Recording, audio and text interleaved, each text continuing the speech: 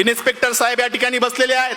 साहेब, AC मध्ये बसणारी पोरं दंगलीमध्ये आज जात नाहीत, जातात तुमची आमची लेकरं, तुमची आमची भाऊ. म्हणून ही कविता, तिचं नाव चल दंगल समजून घेऊ.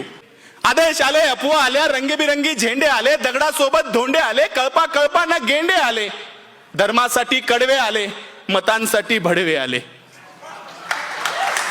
दंगल पेटली, घरं पेटले, दंगल पेटली, घरं पेटले, हलक्या मेंदूचे पेटून उठले, गाड्या तुटल्या, काचा फुटल्या, यात माणसांचं मरण झालं, ब्रेकिंग न्यूजला कारण झालं, पत्रकार घटनेच्या खोलात गेले, घटनास्थळीचे जेलात गेले.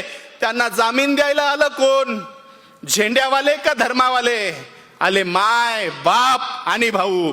चल दंगल समजून घेऊ, खरं खोटं तपासून पाहू. की हे जे काल झालं, हे जे काल झालं त्यात फक्त गरिबाचं हाल झालं.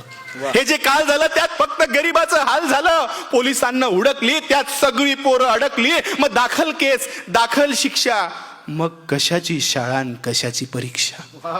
मग पोलीस स्टेशनात गाड्या आला, दंगल पेटवणारा भाड्या आला, त्यांची आपापसात मीटिंग झाली, आतल्या आत सेटिंग झाली, पैशानं कोंडी फुटली, पुढाऱ्यांची पोरं सुटली. असं सगळं घडतं दंगलीच्या भोवताल, असं सगळं घडतं दंगलीच्या भोवताल. पेटवणाऱ्याची सुटतात, बाकी भाकरीसाठी मवताल. आता जेलात त्यांच्या ढुंगणावर रोज कच्चून दंडे पडतात. दादा हो, एकदा जाताना साहेबाला विचारा, कोलम कसा असतो, थर्ड डिग्री कसा असतो. आता त्यांच्या ढुंगणावर जेलात रोज कच्चून दंडे पडतात. पेटवणाऱ्याची सुटली, बाकी सालोसाल सडतात. असं सगळं दंगलीमध्ये होत असतं भाऊ.